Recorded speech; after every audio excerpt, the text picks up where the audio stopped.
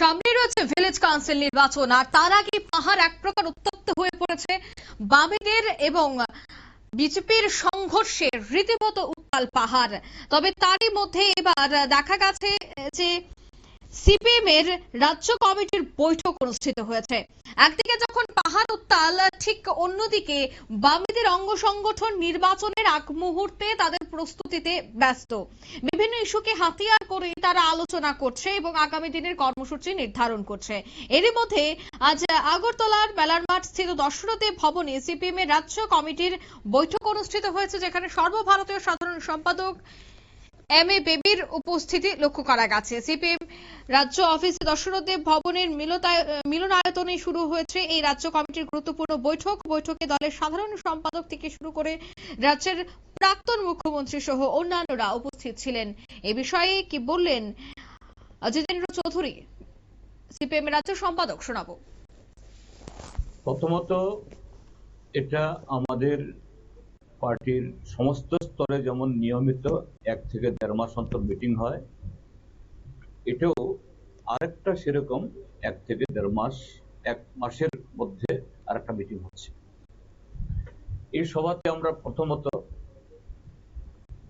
গত 1 মাস সময়েতে এই ত্রিপুরার যে রাজনৈতিক, অর্থনৈতিক আরো বিভিন্ন ঘটনাবলীগুলো আমরা পর্যালোচনা করব এবং এই 1 মাস সময়কালে আমাদের পার্টি এবং গণতান্ত্রিক গণসংগঠনগুলোর তরফ থেকে যে সমস্ত কর্মসূচি আমরা সংগঠিত করেছি, যেমন একটা বড় কর্মসূচি ছিল 10ই আগস্টে জেল ভরো, তার সফলতা বা দুর্বলতা আলোচনা করব। তার সাথে সামনে যে এই এজেন্ডাগুলো আসছে, ভিলেজ নির্বাচন, পৌর নির্বাচন, বিধানসভা অধিবেশন, আর ত্রিপুরার যে চলমান এই যে রাজনৈতিক অর্থনৈতিক ক্ষেত্রেতে এই সরকারের যে অগণতান্ত্রিক বর্বর যে সমস্ত আক্রমণগুলো করছে, এগুলোর উপরে ভিত্তি করে আগামী দিন কি ধরনের জুৎসই গণতান্ত্রিক কর্মসূচি গ্রহণ করা যায়।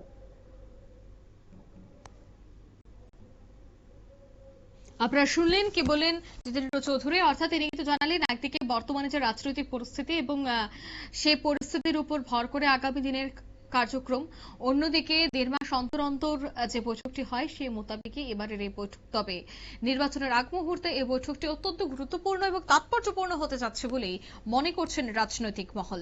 নিয়ে নিচ্ছি ছোট্ট একটি বিজ্ঞাপন বিরতি, সঙ্গে থাকুন।